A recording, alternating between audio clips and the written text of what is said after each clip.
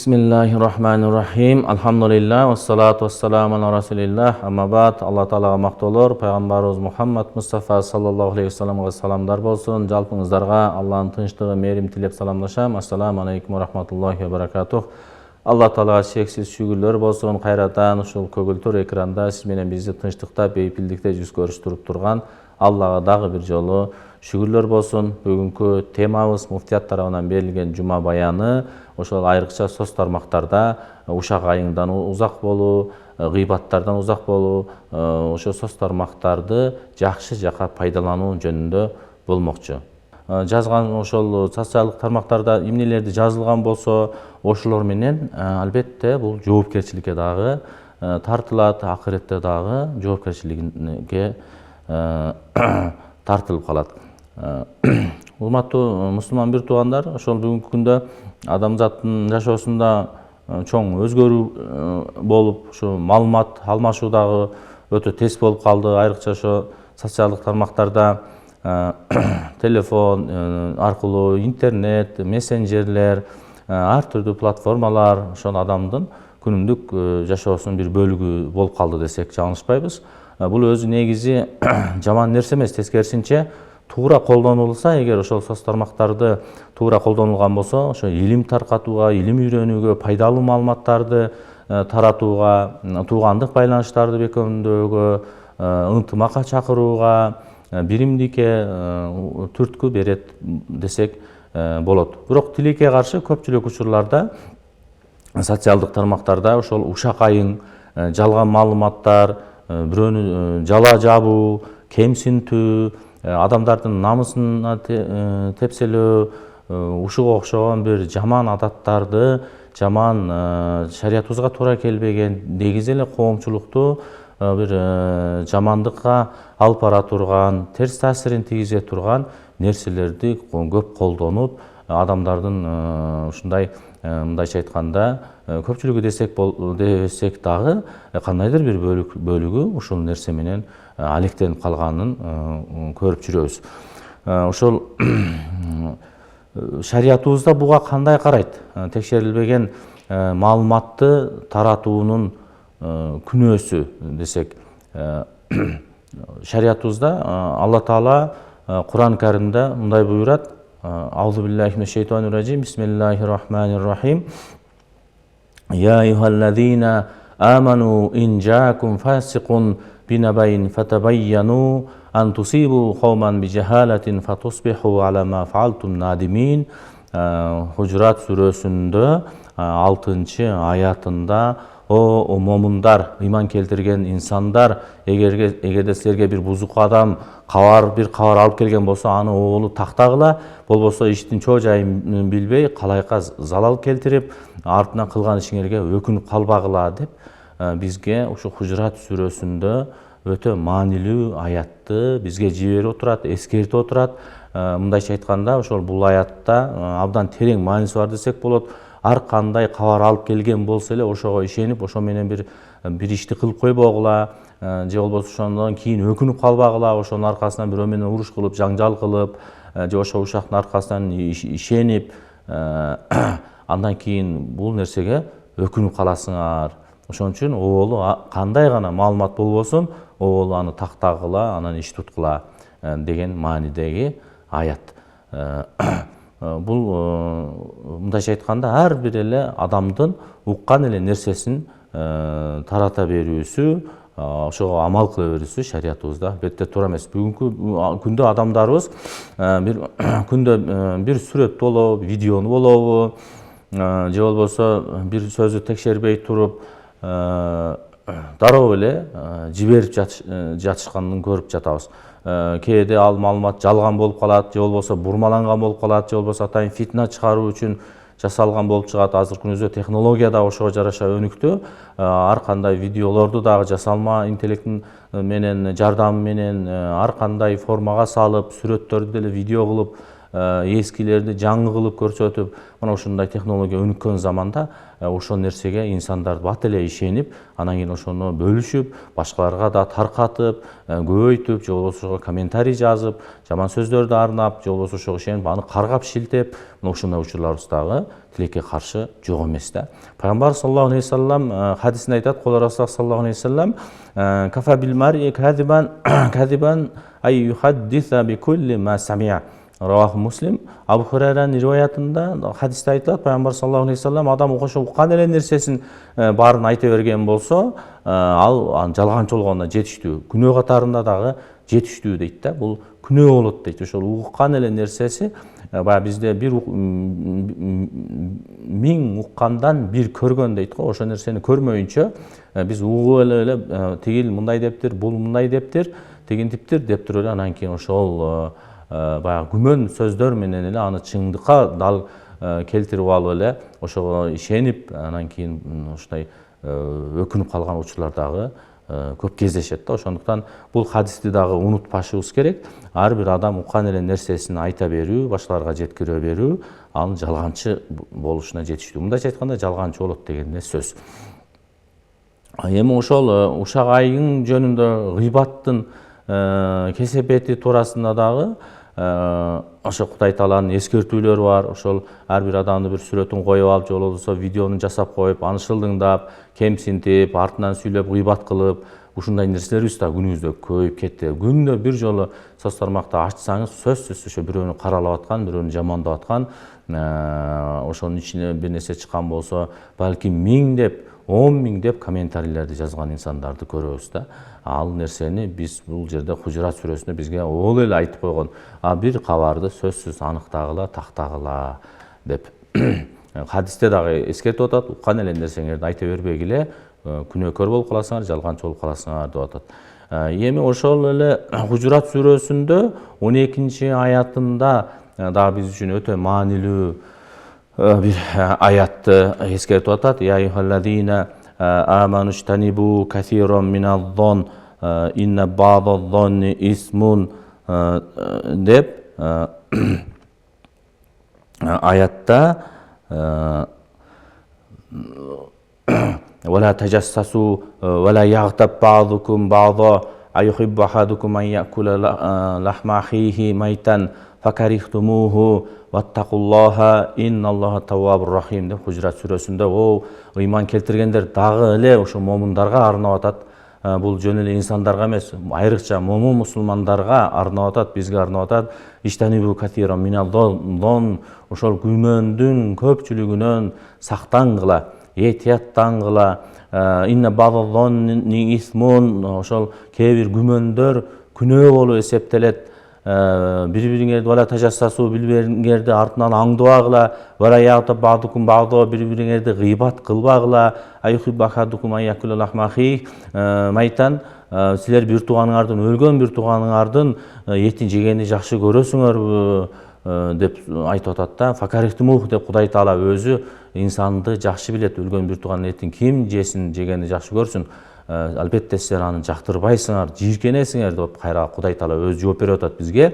Ваттакуллах, Аллахтан коркула. Алла Таала ошо тоболарды кабыл кылуучу ырайымдуу жалгыз Алла деп бул жерде биз үчүн өтө маанилүү, күнүбүздөгү өтө көйгөйлүү нерселерге мына ушул аяттан бизге эскертүү келип атат десек болот да. Себеби мына ушул жерде күмөн нерселердин азыр артынан ээрчип калган учурубуз болуп атат. Көпчүлүгүбүз эле билбейбиз, шек күмөн жаралган нерселер, аны анык билбейбиз. Мына бизге кече жакында эле ушул бирөөлөр келип кетти. Ошо күйөөсүн башка бирөө менен бирөө жерде көрүп калыптыр. Анан ошого элдер ал менен байланышпай коюптур, мамиле түзбөй коюптур, бизди четтетип койду дейт да. Анан мен сурадым да, ким көрүптүр, 4 күбө бар бекен ушундай ишке барганына десек, эч ким бир көргөнүн тастыктаган эч ким жок экен. Караңыздар, ошол нерсеге балким бул ушактыр, ушун ушакка ишенип, анан ушундай жала жабылып, андан кийин элден бөлүнүп калган учурлар.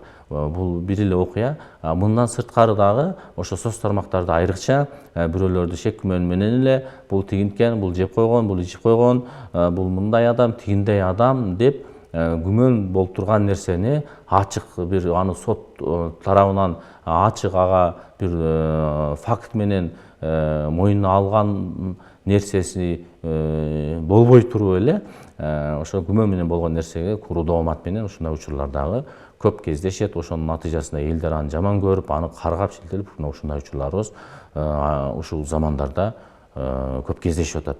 Андан сырткары бири-бириңерди да аңдыбагыла дейт, гыйбат кылбагыла, ушак кылуу дагы ушул сөз тармактарда ошо гыйбаттын өзүнө сөзүнмө сөз токтоло турган болсок, мындайча айтканда гыйбат гайыптан келет да, кайыптагы мисалы үчүн ошол жерде жок адам, бир эки адам сүйлөшүп атат, үчүнчү адам жок, ошол адам жок адам тууралуу анын жактырбаган сыпаттарын менен атоо десек болот да. Жактырбаган сыпаттарын менен атоо дегенде аны кийин ал ошол ушакты уккан болсо, ал эмне болот? Капа болот, таарынат же жини келет. Мына ошондой учурда ал гыйбат болуп эсептелет экен да. Мени ушундай кылыптыр, тигиндей кылыптыр деп угуп калабыз.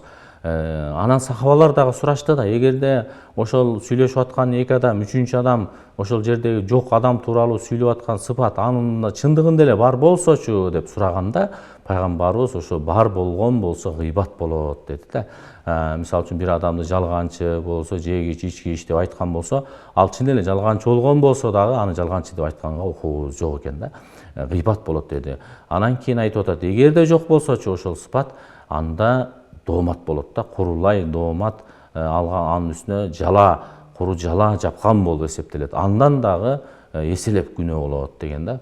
Көрдүңүздөрбү? Ошондуктан ушул айрыкча ушу соц тармактарда биздин азыр ошо сүйлөшүп аткан мамилелерибиз, күнүмдүк турмушубуздун мындайча айтканда бир бөлүгү катары, балким көбүрөөк бөлүгү катары десек болот, ошо соц тармактардан, YouTube каналдардан ошондой видеолор башка ошон менен эле элди нары же бери кылып ушинтип койгон учурлар да кездешип калып атат да.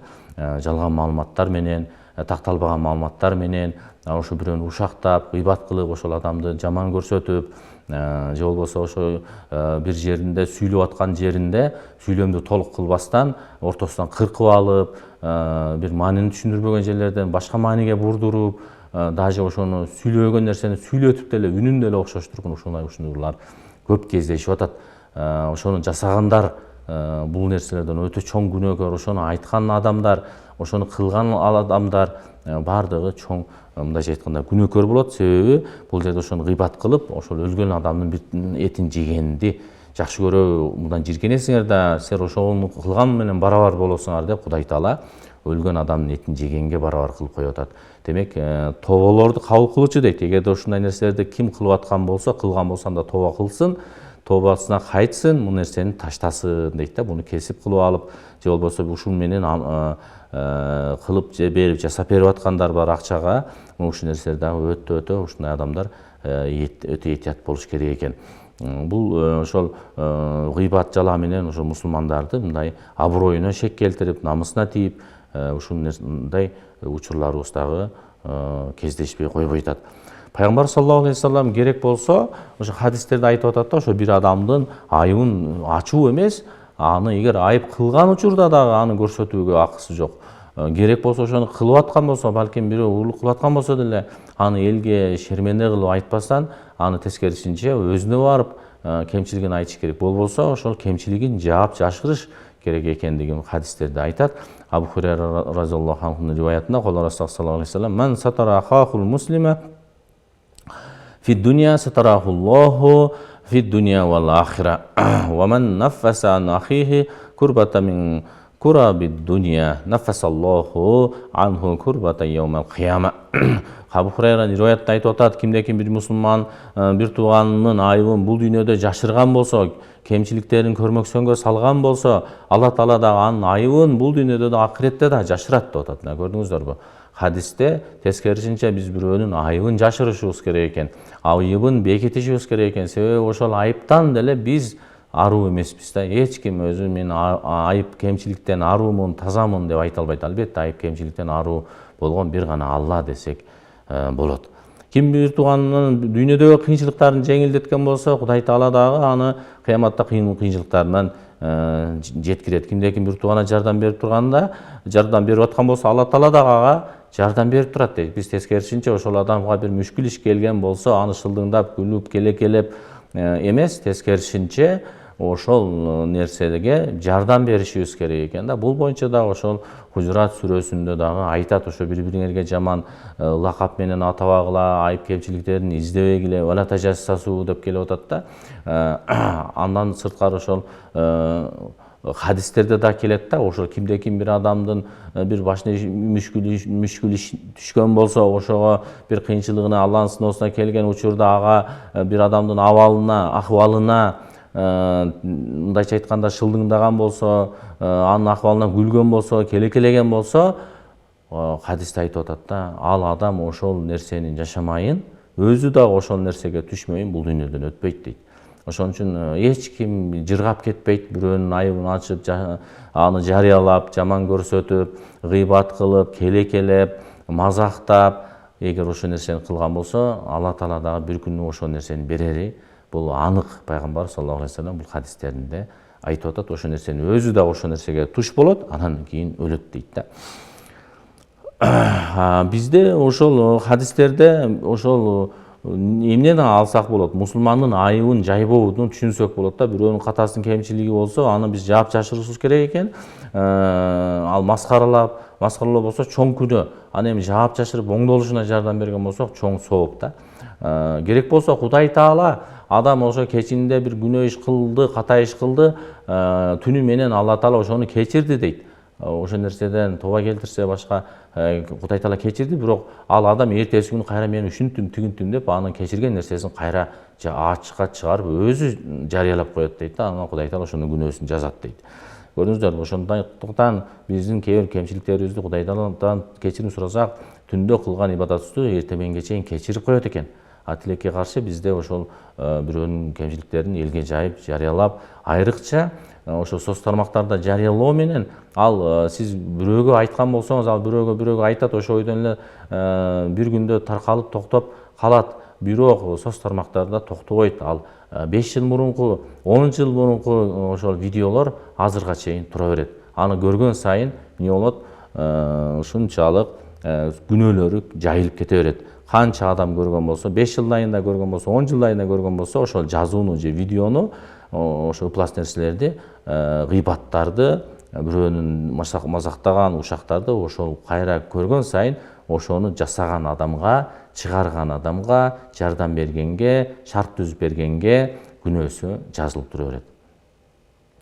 Алла Таала ошол кыйынчылыкта жардам берүү, бул хадистен түшүнүшүбүз. Алла Таалага биз ага жардам берип койсок, бирөө оор мүшкүл иш келип атат, ага күлбөстөн биз наоборот жардам берген болсок, Алла Таала дагы бизге жардам берет экен. Алла Таала ошо башкаларга жардам берген сайын адам Алла Тааланын да жардамы ага жакын болот. Ошондуктан биз ушул коомчулукта ошо жалган маалымат, айрыкча ушак айыңды мындай коомчулукка өчө чоң зыянга алып келет экен, фитнага, бузукулукка алып келет экен. Ошол нерседен өтө сак болушубуз керек.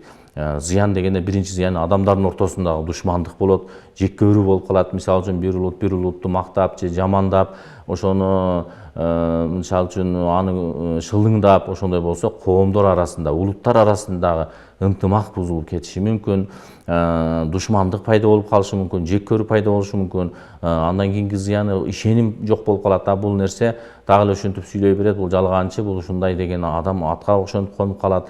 Жанагындай фитна, бузукулук, башаламандык пайда болуп кетет да. Ошондуктан шариятыбызда алдынан эле ошол нерсени бизге алдынан тыйып койгон. Бул ислам тарыхында дагы биз үлгү ала турган нерсебиз бар.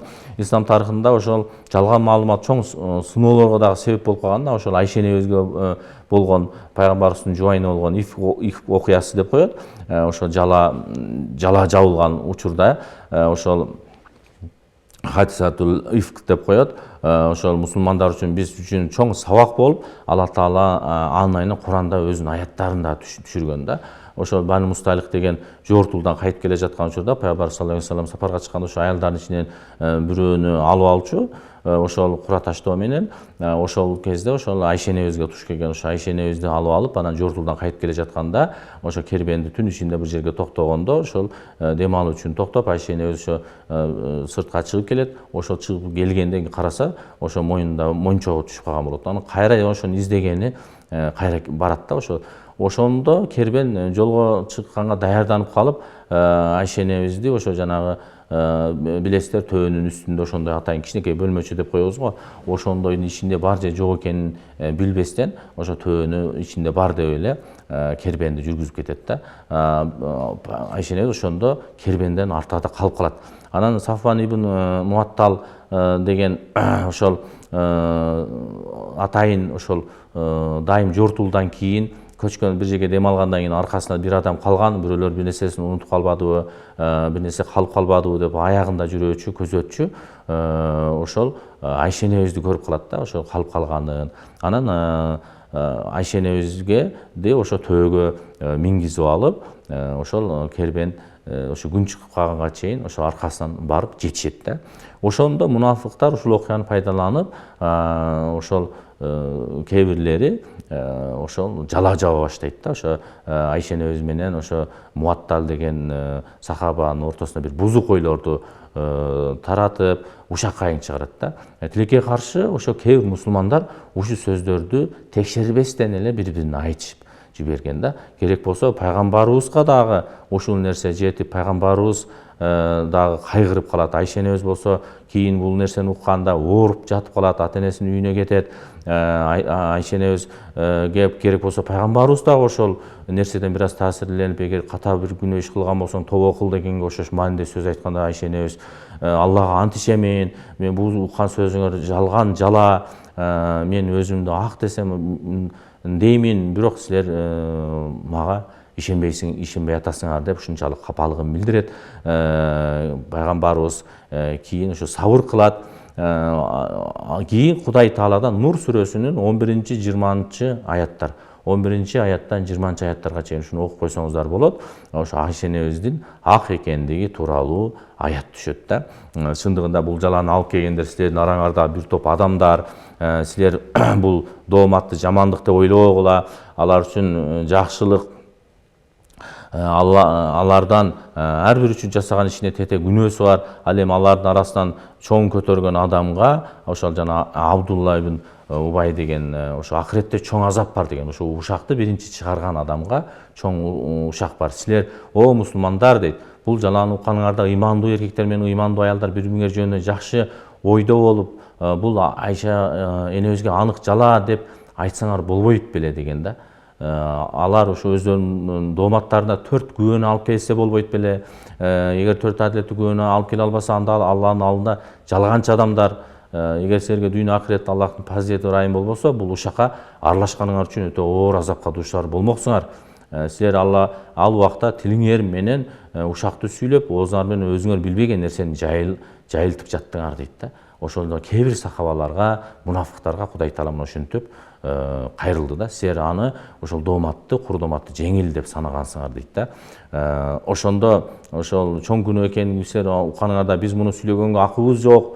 О Аллахым, өзүң тазасың, бул деген чоң доомат деп айтсаңар болбойт беле деп мусулмандар, кээ бир мусулмандар жамаатына Алла Таала ушинтип эскерткен.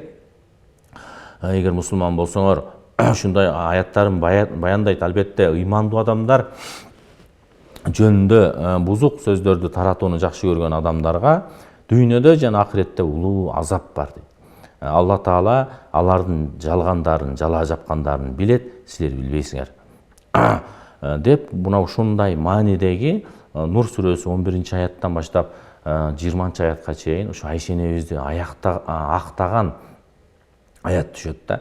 Көрдүңүздөрбү? Ошол учурда булдан биз эмнени үлгү алышыбыз керек? Ошол учурда дагы Айше энебиздин ошо күнөөсү экендигин, жала тарткандардын чоң күнөө экендигин айтып атат. Керек болсо ушул жерде дагы эскерте кете турган нерсе, бирөөнү күнөөлүү деши үчүн, же болбосо бирөөнү айыптуу деши үчүн адам 4 күбө алып келсин деп атат да.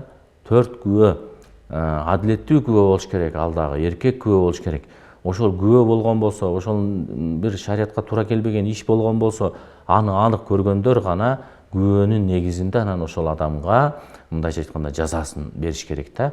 Шариятыбызда мына ошондой. А бизде бирөөсү көрүп азыр көрүп эмес, керек болсо угуп алып эле уккан эле нерсесин айта берүү күнөө катары жетиштүү деп жана жогорку хадисте айтып өттүк. Учурда ушуга окшогон тил менен канча мындайча айтканда азаптуу нерсеге кабылаарыбызды биз көпчүлүгүбүз билбей атабыз да.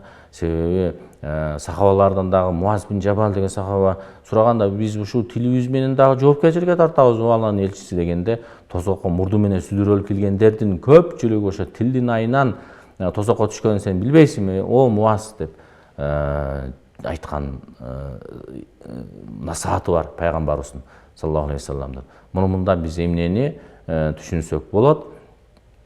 Демек, ошол жала жабуу, ошол ушактарды таркатуу, аныгын билбей туруп эле ага доо курулай, доо коюу, анын ар намысына шек келтирүү, аброюна шек келтирүү шариятта өтө чоң тыюу салган, жана акыретте бул дүйнөдө дагы чоң азапка дуушар болушун дагы аяттарды окудук. Ошондуктан жана айткандай эле ар бир нерсе туурасында биз жакшы ойдо болушубуз керек. Биз мисалы үчүн азыр көчөдө бир эркек менен аял жетелешип калса эле ушул ойношуу же ушундай деп эле билип билбей туруп эле балким ага карындаш кетип атат, балким чын эле жубайы менен кетип атат, балким энеси менен же эжеси менен же карындашы менен кетип атат. Аны биз аныктабайбыз да, ошондон эле тескери бир нерсени чыгарып ички оюбузда шайтанга азгырылып эле анан биз фитна кылып, бузукулукту таркатып, ушак таркатып жүрүп атабыз. Ушул өтө чоң күнөө экендиги. Хужурат сүрөсүндө ошо сиздерге сунушум, ошо Хужурат сүрөсүн окуп койсок бүгүнкү күнгө өтө тиешелүү, адамдардын ортосундагы мамилеге тиешелүү аяттар, эскертүүлөр өтө көп. Маанилүү аяттардан бири десек болот да. Я айюхаллазина аману ичтанибу касиран миназ-зон инна ба'даз-зон исмун деп, ыйман келтиргендер, ошо күмөндүн көпчүлүгүнөн, күмөндөн, шек саноодон сактангыла деп атат да. Кээ бир күмөндөр күнөө болуп калат деп атат. Шек күмөн кылып койсок, биз ошондон күнөөкөр болуп калат экенбиз да. Ошондуктан ар бир адам жөнүндө же болбосо ар бир окуя жөнүндө биз жакшы жагын көрө билгенге аракет кылышыбыз керек. Демек ошо жүрөгүбүзгө байланыштуу болот. Бул нерседе жакшы жагын көрүп атканыбыз, демек жүрөгүбүздүн таза экендиги, жүрөгүбүз Алла үчүн экендиги ошондон билинет. Эгерде жүрөгүбүздө кандайдыр бир нерсе кир пайда болгон болсо, балким дактар пайда болгон болсо, демек бирөө жөнүндө биз тескери ойлоп, анан ошо жүрөгүбүздөгү нерсе бизге мындайча айтканда сыртыбызга ошо тил аркылуу чыгып калат экен да. Жүрөктө болгон нерсе ошо тил менен чыгат. Ким тилде жаман сүйлөп атат, тилде ушак сүйлөп атат, демек анын жүрөгүндө көйгөй бар. Демек анын ыйманы мүкәммәл эмес десек болот да. Ыйманы, акыретке болгон ыйманында бир кемчилик бар десек болот. Ошондуктан ошо жала жабуу бул дагы өтө чоң күнөөлөрдүн бири экендиги жана хадисте айтып өткөндөй, бирөө жөнүндө гыйбат кылуу, жок адам тууралуу, бул жерде жок адам тууралуу, үчүнчү адам тууралуу биз жакшы ой пикир сөз сүйлөшүбүз керек экен, болбосо ал жөнүндө тескери сүйлөшүбүз керек. Керек болсо ошол шариятыбызда дагы айтылат, ошо бир сахабалар ушул адам тууралуу эмне дейсиңер дегенде, ошо жадырашып эле мынтип айтышып кетет да. Анан ошондо 3 суроо берет. Силер ошол адам тууралуу билгениңерди айтып жатасыңар, бирок ал адам тууралуу силер кошуна болдуңар беле дейт. Жок дейт да. Көрдүңүзбү, кошуна болуп жашаган болсо анан ошол адам тууралуу маалымат бергенге адам мисалы үчүн укук болот да, бир маалымат суралган болсо. Ал эми экинчиси мындайча айтканда аны менен бир соода саттык кылып көрдүңөрбү, мамиле кылып көрдүңөрбү? Алар дагы жок дешти да.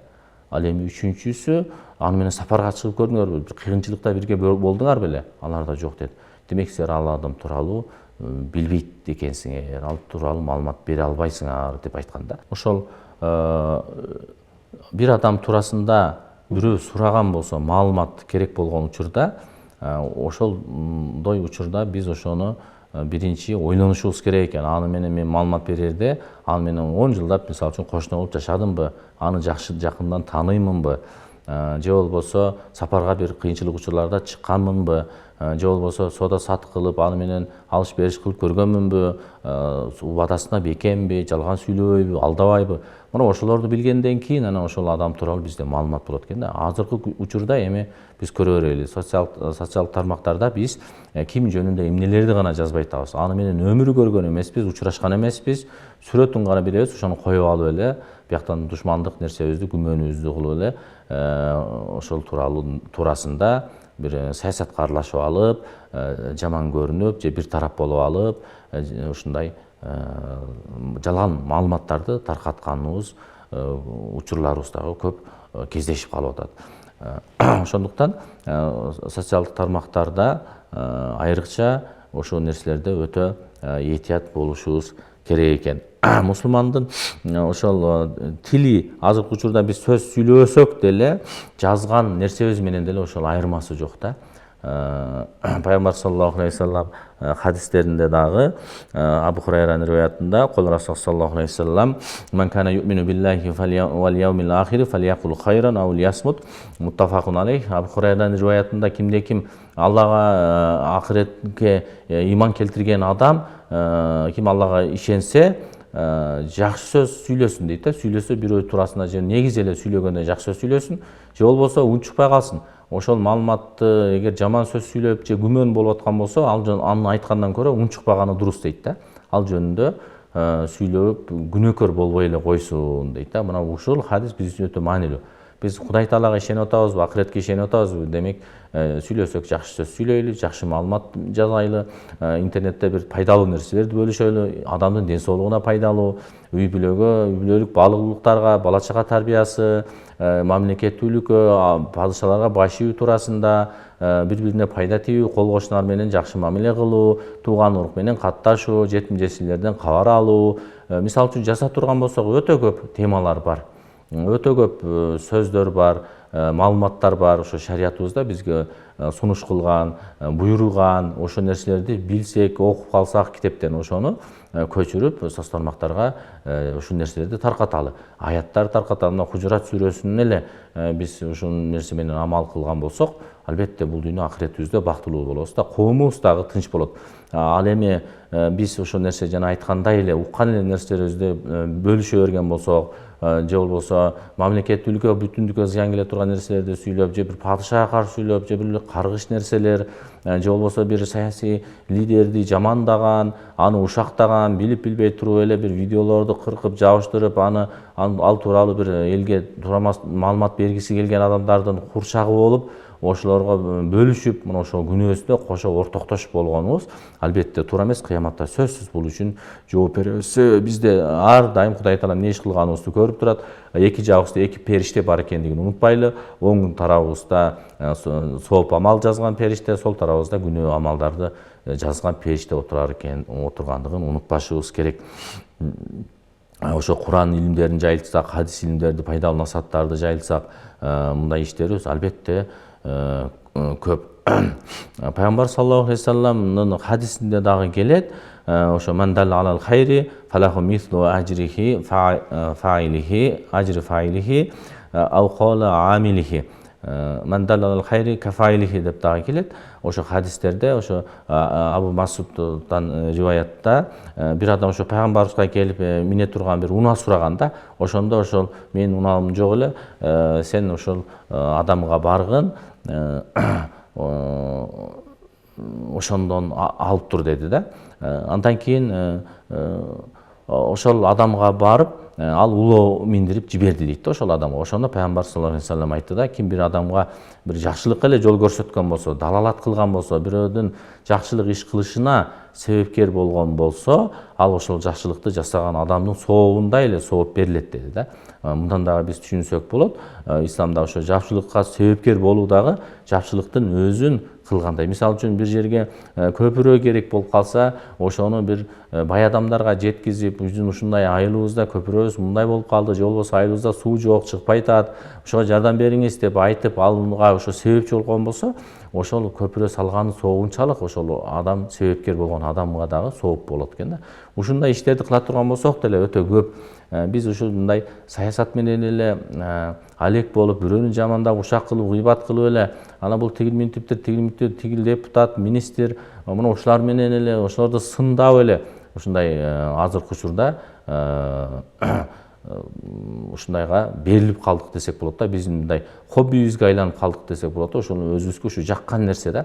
Эң жеңил иш ошол. Бирөөнүн кылган ишин биз мындай ага айып кылып, сын тагып, мына азыркы учурда блогерлер деп айтабызбы, өзү мисалы үчүн ушул бир Кыргызстан үчүн, мекен үчүн бир жакшылык иш кылганы көрүнүктүү иши жок. Бирок сындаса ушунчалык баягы асмандан түшкөндөй болгон блогерлерибиз дагы бар да, тилекке каршы. Ошол элди бүлүндүрүп, элге жалган маалымат таратып, минтип коюптур, тигинтип коюптур, жеп коюптур, ичип коюптур, бирок факт жүзүндө эчтеке жок да. Ошон үчүн бир такталган маалымат болсо, аны дагы элге жарыялаш керек эмес да. Бирөөнүн айыбын жашырыш керек шариятыбызда. Ошону такталган болсо, тиешелүү органдарга, ошо ким текшерет аны, прокуратура текшереби, сот текшереби же президенткеби, ошол жерлерге кайрылып маалымат берип коюш керек да. Бир адамды эл алдында жарыя кылуу, ушул түрү бар да шариятыбызда. Ошол бир адамды ошо жана айттык го, 3 нерсе менен тааныйт. Эгерде таанып туура эмес нерсени кылып аткан болсо, биз ага шариятыбызда дагы уруксат берет. Ошону карай турган адамдарга, мисалы үчүн бирөө уурулук кылып аткан болсо, биз аны элге жарыялаганыбыз дагы туура эмес. Ошол эле маалда аны биз жаап чачырабыз. Ошол эле маалда биз ага эскертебиз. Сен ушул ишиң туура эмес болуп атат. Эгерде бир эки айтканга укпаган болсо, анда ошо керектүү ошону текшерүүчү, тескөөчү органдарга кайрылабыз. Бул уурулук кылып атат деп жана өзүнө гана кайрылышыбыз керек да. Буну элдердин алдына жарыя кылуу албетте туура эмес. Мисалы үчүн ошо бир адамдын бир кемчилигин көргөн учурда биз өзүн чекеге тартып, өзүнө жолугуп, же болбосо кат менен кайрылып, жакшы хикмат менен, даанышмандык менен ушундай нерсеңизде ката кетип атат, ушуну оңдоп койсоңуз деп эле билдирип коебуз. Болду, аны биз катуу айтып, акарат келтирип эмес, айтып жеткизип коебуз. Балким аны чындан эле билбейт ал катасын. Ошону менен оңолуп кетсе жакшы. Ошондо бир эки жолу айтабыз, болбосо мусулман бири-бирине күзгү дейт да, күзгү сыяктуу болобуз. Аны элдин алдында ошол нерсенин катаасын айтсак, анда ага шерменде кылган болобуз. Бул албетте шариятыбызда туура келбейт да. Ошондуктан өзүнө жеке кайрылсак, элге да фитна болбойт, бузукулук болбойт, элдин арасына ынтымак, башка нерсени да бүлүндүргөнгө болбойт. Ошондуктан ушундай бир блогерлер болуп калабы, сиздерге да кайрылуубуз. Ушул нерсе такталган маалыматтар болсо, ошо мындайча айтканда, элге эмес, аны эл чечпейт, аны ошол чече турган тескөөчү органдарга ошондой кылып жеткизип коюш керек.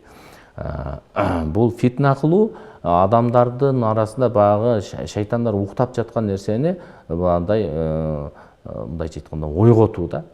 Ошол нерсени фитна кылуу, бузукулукту баштоо, ойготуу болуп эсептелет да, тынч жаткан нерсени.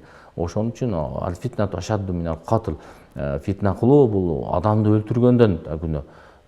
Адам өлтүрүү бул эң чоң күнөө. Керек болсо бир адамды өлтүрүп бүткүл аламдагы инсанды, бүткүл инсанды өлтүргөнгө барабар дейт. Бирок фитна кылуу андан дагы чоң күнөө дейт да.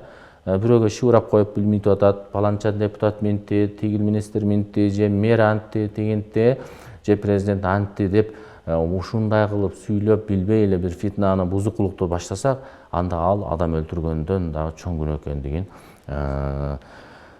эскертип коюшубуз керек. Эми жыйынтыгында ушу соц тармактарда дагы эле айтабыз, ушу соц тармактардагы ар бир нерсе жазылып аткан нерселерге өтө көңүл бөлүшүбүз керек. Мисалы мен өзүмөн ала турган болсом, ушу 5 жыл, 10 жыл мурунку чыгарган нерсеми кайра бир эскертип чыгарып коюп атат да. Соц тармакта сен мурун ушуну айткансың депчи, ошол маалыматты кайра чыгарып коюп атат. Көрдүңүзбү? Демек сиз ошол маалыматты эгер жакшы маалымат чыгарган болсоңуз, ошол жакшы маалыматты эл окуп, ошол нерсени жакшыдан пайдалана берет. Мисалы үчүн азыр эле мына Чубак Ачкебес Раматылыктын мисалын айтсак болот. Канчалаган видеолорду кайсы темада болбосун чыгарып сүйлөп кеткен. Ошолорду мисалы үчүн азыркыга чейин пайдаланып, эл ошондон руханий азык алып турат десек болот да. Көрдүңүздөрбү? Bundan ошол кыяматка чейин ушул видеолор чыгып турса, ошо сообу иншалла ошону чыгарган адамдарга, сүйлөгөн адамдарга садака жария да, сообу барып тура берет. Адам өлгөндөн кийин болсо дагы. Ал эми тескерисинче болсо кандай болот? Бирөөнү фитна кылган болсо, бузукулук кылган болсо, жаманды бирөөдү айыптаган болсо, бирөөнү сындаган болсо, келекелеген болсо, мына азыр көрүп атабыз, ар кандай мисалы эркектер эле туруп алып, бир аялдардын кийимдерин кийип, жылаңачтанып, бир адепке туура келбеген нерселерди кылып, тиктокто болобу, башка ушундай көрсөтүп, ушундай упай топтош үчүн, акча үчүн кандай гана нерселерге барып атабыз да. Туалет маселесине чейин козголуп кеткен нерселер бар да, темалар. Ушундай нерселер адепке, салтыбызга, негизи эле шариятыбызга туура келбеген нерселерди болбосо акча үчүн ушул нерселерди кылып, элдерди мынча просмотр кылуу, мынча упай топтоо, мынча комментарий, ушулар нерселер албетте туура эмес да. Ушуну 50 жылдан кийин көргөн болсо, балким сиздин анын балдарыңыз көрөт, балдарыңыздан неберелериңиз көрсө кандай акыбалда болот? Чеберелериңиз көрсө бул нерсе өчпөйт, бир туугандар. Ушул нерсе YouTube канал болобу, башка канча жылга чейин сакталат. Ошол нерсени ким көрүп аткан болсо, кабырыңызда болсо да күнөөсү сизге кайра кошулуп барып тура берет да. Ошол тууралуу эми бул хадиске токтоло турган болсок, мен санна фил ислами суннатан хасанатан фалаху ажруха ва ажру мен амила биха ба'даху.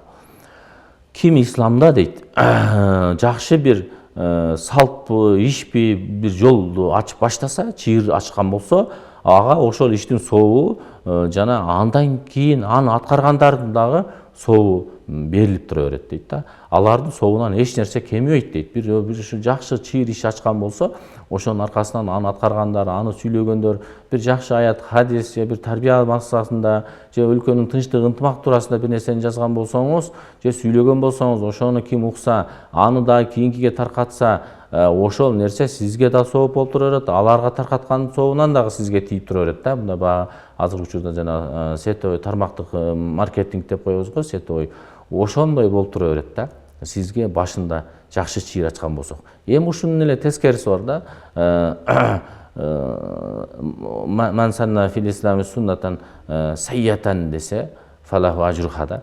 Ошол исламда кимде ким бир жаман бир чыйыр ишти баштаган болсо, жаман адатты баштаган болсо, шариятка туура келбеген бир ишти баштаган болсо, аны таркатуучулар, анын кийин аткаргандар, ошолордун күнөөсү дагы ага дагы баштаганга дагы барып тура берет да. Бул кыяматка чейин ошентип тура берет. Көрдүңүздөрбү, бул албетте ушул нерседен сактанышыбыз керек. Эгерде биз бир адамга бир ушак сүйлөгөн болсок, ал адам ошол бойдон унутуп калышы мүмкүн, бир күндөн кийин эсинен чыгып калышы мүмкүн, ал нерсе таркабай эле токтоп калышы мүмкүн.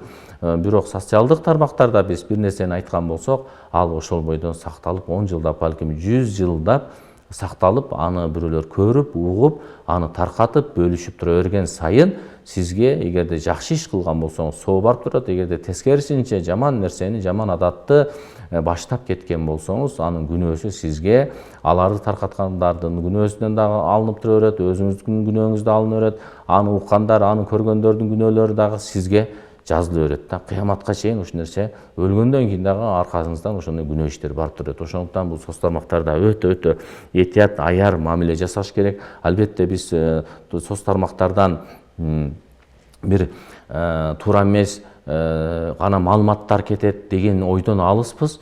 Ошол жагын эскертип атабыз. Албетте балким 30-40% жакшы маалыматтар берилип аткандыр. Жакшы исламга туура келген, жана айтып өткөндөй эле бала тарбиясы, ата эненин укуктары, кол кошуна болгон мамилелер, мамлекеттүүлүккө бекемдеген сөздөр, жакшы макал лакаптар, адептүүлүккө чакырган чакырыктар, иши кылса ата энени урматтоо, сыйлоо, бир тууган менен мамиле, баланын тарбиясы, балдардын укуктары деп ушу шариятыбызга туура келген жакшы сунуштар, пикирлер, аят, хадистер болсо, албетте ушул нерселерди таркатып, ушул нерселерди жазганга аракет кылышыбыз керек. Бул биз үчүн абдан сооп болот да.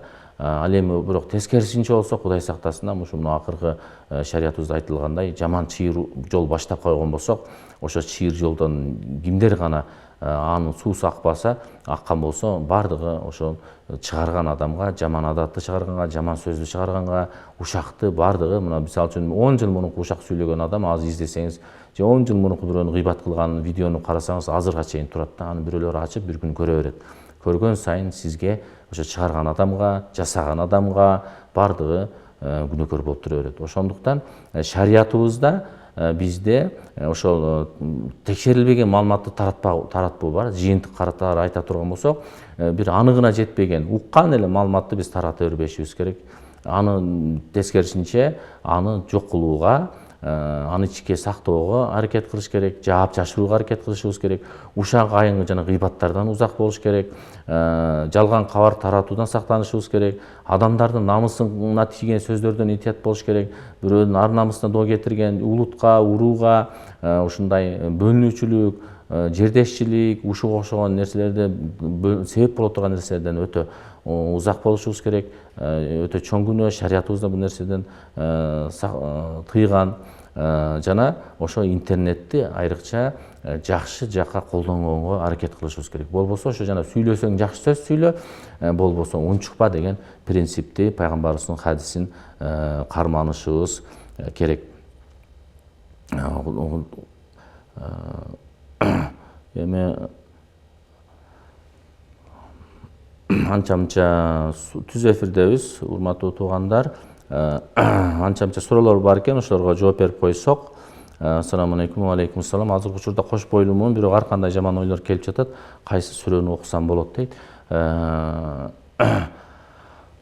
Фалак Нас сүрөсүн окушубуз керек. Күндө ошол бизди ар кандай шайтандын азгырыктары болуп калат.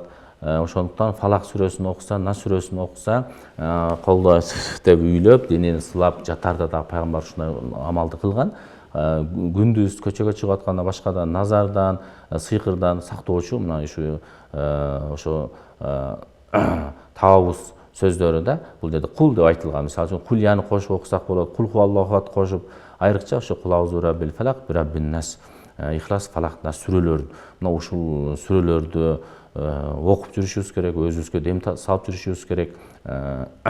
Андан сырткары аятал курсу бар. Мына ушул сүрөлөрдү окуп жүрсөк, андан сырткары зикирлер, ла иляха иллаллах, субханаллах, алхамдулиллах, Аллаху акбар. Мына ушундай субханаллаху ва бихамдихи зикирлер бар, бул интернетте маалыматтар бар. Ошолорду кылып жүрүшүбүз керек да. Өзүбүздү руханий жактан тазалап жүрүшүбүз керек. Ошон үчүн мындай жаман ой, бул шайтандан, нафсиден ага азгырылбаш үчүн өзүбүздү дагы таза кармап ибадат кылышыбыз керек. Намаз, дарат алуу, намаз окуу, мына ушул дагы бизге жамандыктардан сактайт. Самасбы ораза айында туз акы деген бар, болсо кимдерге берилет? Ошол жөнүндө кеңири маалымат бере аласыздарбы? Туз акы дегенди түшүнбөдүк. Орозодо өзү фидия деген бар, садака фитир деген бар. Садака фитир ошол ар бир тутуп аткан орозобузга, кемчиликтерибизге толуктоо үчүн берилет.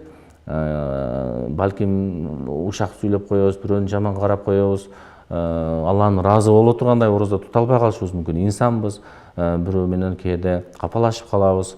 Ошондой учурларда Кудай Тааланын ошо садака фитирсе асман калкында калкып туруп калат, Алланын даргөйүнө жетпей калат дейт да. Ошол садака фитир менен толукталып Алланын даргөйүнө барат. Мындайча айтканда, ошол садака фитирибизди, мисалы үчүн буудай 60 сомдон, уну 100 сомдон, курма, мейис, буларды карасаңыз болот. Муфтият KG сайтына кирип, ошону берүү, садака фитирди берүү менен ошо орозобуз кабыл болот. Андан сырткары фидия деген маселе бар. Эгерде орозду тута албай калган жашуулуулар же болбосо оорукчандар, өмүрү сакай албай калган оорукчандар болуп калат, сакар менен кант диабет деп коебуз.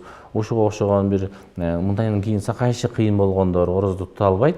Ар саат сайын жеп туруш керек, же укол алып туруш керек дегендей, аларга анда фидия берилет да. Ошо бир күндө бир кедей кембагалды тойгузуу милдеттендирилет. Мисалы үчүн эртең менен кечинде, мисалы үчүн 100 сомдон десек, күнүнө 200 сомдон, бир айына 5-6 миң сом ошо фидия берилет да. Балким сиз ошону айтып аткандырсыз, туз акы дегенди. Мен эгер болсо да тактап жазып койсоңуз, бизде бирок шариятта ошо орозо боюнча ошондой бар. Анан кафарат дегени бар. Орозодо кафарат дегени, эгерде ошол орозо маалында